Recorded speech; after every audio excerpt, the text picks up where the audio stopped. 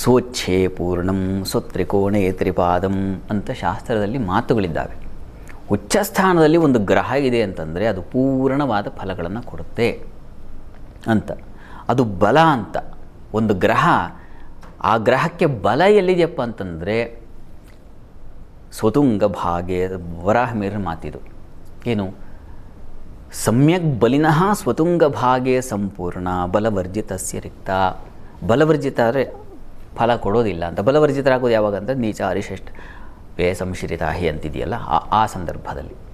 ಅಂತೂ ಈಗ ಸೂರ್ಯ ಇರತಕ್ಕಂಥದ್ದು ಎಲ್ಲಿ? ಮೇಷರಾಶಿಯಲ್ಲಿ ಉಚ್ಚಸ್ಥಾನದಲ್ಲಿ. ಉಚ್ಚಸ್ಥಾನದಲ್ಲಿದ್ದಾಗ ಸೂರ್ಯ ವಿಶೇಷವಾದ ಫಲಗಳನ್ನು, ಬಲವನ್ನು ತಂದುಕೊಡ್ತಾನೆ. ಸೂರ್ಯನಿಗೆ ಮತ್ತೊಂದು ಮುಖ ಇದೆ.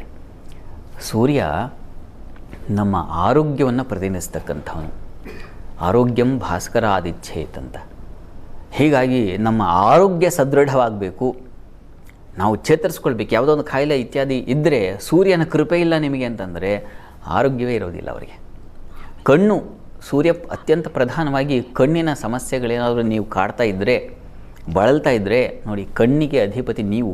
ಒಂದು ಸಲ ಐಸ್ ಹಾಸ್ಪಿಟ್ಲ್ಗಳಿಗೆ ಹೋಗಿ ಬನ್ನಿ, ಅಲ್ಲೆಲ್ಲ ನಿಮಗೆ ಇದೇ ಥೆರಪಿ ಹೇಳೋದು.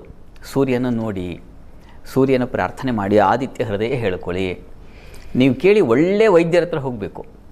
ಆ ವೈದ್ಯರು ಇದನ್ನೇ ಸಜೆಸ್ಟ್ ಮಾಡ್ತಾರೆ. ಕಣ್ಣಿಗೆ ಯಾರಪ್ಪ ಅಧಿಪತಿ ಅಂದರೆ ಸೂರ್ಯನಾಗಿದ್ದಾನೆ. ಹೀಗಾಗಿ ಸೂರ್ಯ ನಮ್ಮ ಆರೋಗ್ಯವನ್ನು, ನಮ್ಮ ಆತ್ಮಶಕ್ತಿಯನ್ನು, ನಮ್ಮ ಅಧಿಕಾರ ಬಲವನ್ನು, ಅಷ್ಟಲ್ಲ ಸೂರ್ಯ ಇನ್ನೂ ಕೆಲವಿದೆ. ಸೂರ್ಯಾದಾತ್ಮ ಪಿತೃಪ್ರಭಾವ ನಿರುಜಾಂ ಶಕ್ತಿಂ ಶ್ರಿಯಂ ಚಿಂತಯೇತ್ ಅಂತ ಫಲದೀಪಿಕೆ ಮಾತಿದು. ಆತ್ಮಶಕ್ತಿಗೆ ಅವನು ನಾನು ಹೇಳಿದೆ. ಪಿತೃ ಅಂದರೆ ತಂದೆ ಮತ್ತು ಮಕ್ಕಳ ಬಾಂಧವ್ಯ ಇದೆಯಲ್ಲ ನೋಡಿ. ಶನಿ ಮತ್ತು ರವಿ ಇಬ್ಬರು ತಂದೆ ಮಕ್ಕಳು, ಅವರಿಬ್ಬರು ಮಹಾ ಕಿತ್ತಾಟ. ನೋಡಿ, ಕಿತ್ತಾಟ ಅಂದರೆ ಅದು ಸಾತ್ವಿಕವಾದದ್ದು.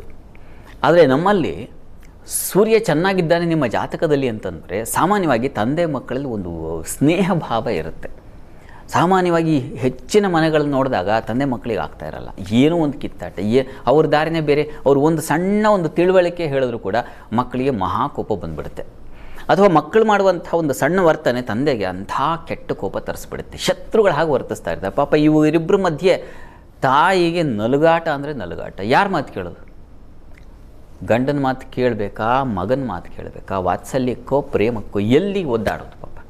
ಹೀಗೆ ಇಬ್ಬಂದಿಯಾಗ ಅದು ಬೇರೆ ಪರಿಸ್ಥಿತಿ ಬಿಡಿ, ಅದಕ್ಕೇನು ಆಮೇಲೆ ನೋಡೋಣ.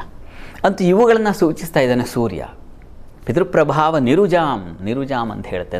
ರುಜಾಮ್ ಕಾಯಿಲೆಯಿಂದ ಒದ್ದಾಡೋದಿಲ್ಲ ಅವರು. ಶಕ್ತಿಂ ಶ್ರಿಯಂ ಚಿಂತೆಯೇ, ಶಕ್ತಿ ಬೇಕಾ ನಿಮಗೆ, ಒಂದು ಉತ್ಸಾಹ ಬಲ ಬೇಕಾ, ಅದೆಲ್ಲವೂ ಬರತಕ್ಕಂಥದ್ದು ಸೂರ್ಯನಿಂದ ಅಂತ ನಮ್ಮ ಫಲದೀಪಿಕೆಯಲ್ಲಿ ವಿವರಣೆಯನ್ನು ಮಾಡ್ತಾರೆ. ಮತ್ತು ಶ್ರಿಯಂ ಸಂಪತ್ತನ್ನು ಕೂಡ ಸೂರ್ಯನಿಂದಲೇ ಕಾಣಬೇಕು ಅಂತಿದೆ. ಅಷ್ಟಲ್ಲದೆ ವರಾಹಮಿಹಿರರು ಮತ್ತೊಂದು ಕಡೆ ಹೇಳ್ತಾರೆ, ಏನು ಸೂರ್ಯನಿಂದ ಸಂತಾನ ಶಕ್ತಿಯೂ ಬರುತ್ತದೆ ಅಂತ. ಅಲ್ಲಿ ಒಂದು ಮಾತಿದೆ, ರವೀಂದು ಶುಕ್ರಾವನಿಜೈ ಸ್ವಭಾಗಗೈ ತ್ರಿಕೋಣ ಜಾಯಾರ್ಥ ಸುಖಾಸ್ಪದ ಸ್ಥಿತೈ ಅನ್ನುವಂಥ ಮಾತನ್ನು ಹೇಳ್ತಾರೆ. ಸೂರ್ಯ, ಚಂದ್ರ, ಶುಕ್ರ, ಅವನಿಜೈ ಅಂದರೆ ಕುಜ, ಇಷ್ಟೆಲ್ಲ ಗ್ರಹಗಳು ಬೇಕು ಅಂತ. ಅದರಲ್ಲಿ ಪ್ರಪ್ರಥಮವಾಗಿ ರವಿ, ಸೂರ್ಯ, ಅವನ ಅನುಗ್ರಹ ಇರಬೇಕು ಸಂತಾನಕ್ಕಿಂತ. ನಾವು ಸಾಮಾನ್ಯವಾಗಿ ಸಂತಾನಕ್ಕೆ ಪಂಚಮ ಸ್ಥಾನವನ್ನು, ಗುರುವನ್ನು ಗಮನಿಸ್ತೀವಲ್ಲ, ಹಾಗೆ ಸೂರ್ಯನೂ ಪ್ರಭಾವಶಾಲಿ. ಗರ್ಭರಕ್ಷಾ ಸ್ತುತಿ ಅಂತ ಸೂರ್ಯನ ಕುರಿತಾಗಿ ಒಂದು ಸ್ತುತಿಯೇ ಇದೆ. ಹೀಗೆ ಸೂರ್ಯ ವಿಸ್ತಾರವಾಗಿ ಹರಡಿಬಿಟ್ಟಿದ್ದಾನೆ ನಮ್ಮ ಜೀವನದಲ್ಲಿ. ಈಗ ಇದನ್ನು ಗಮನಿಸ್ಕೊಳ್ಬೇಕು. ಇದಕ್ಕೆ ವಿಶೇಷವಾದ ದೃಷ್ಟಿ ಬೇಕಾಗುತ್ತೆ. ಸೂರ್ಯನ ಫಲಗಳನ್ನು ನಾವು ಹೇಗೆ ತಗೊಳ್ಳೋದು ಅಂತ ಅನ್ನಲಿಕ್ಕೆ ಅದರದೇ ಆದ ಒಂದು ದಾರಿಗಳಿದ್ದಾವೆ. ಈಗಂತೂ ಸಹಜವಾಗಿ ಸೂರ್ಯ ತನ್ನ ಬಲವನ್ನು ಕ್ರಿಯೇಟ್ ಮಾಡಿಬಿಟ್ಟಿದ್ದಾನೆ. ಅವನು ನಾಳೆ ದಿವಸ ತಡವಾಗಿ ಮೇಷರಾಶಿಯನ್ನು ಪ್ರವೇಶ ಮಾಡ್ತಾನೆ. ಇರಲಿ, ಅಂತೂ ಸೂರ್ಯ ಆ ಮೇಷರಾಶಿಯ ಪ್ರವೇಶ ಅನ್ನೋದೇ ಮುಖ್ಯವಾಗಿ ಮೊದಲನೇದಾಗಿ ಈಳೆಗೆ ಮಳೆ ಬರ್ತಕ್ಕಂಥದ್ದು. ಅಶ್ವಿನಿ ನಕ್ಷತ್ರಕ್ಕೆ ಸೂರ್ಯ ಪ್ರವೇಶ ಆಗಿದೆ ಅಂದರೆ ಮಳೆ ಶುರುವಾಗುತ್ತೆ ಅಂತ, ಅಶ್ವಿನಿ ಮಳೆ ಶುರುವಾಗುತ್ತೆ ಅಂತ.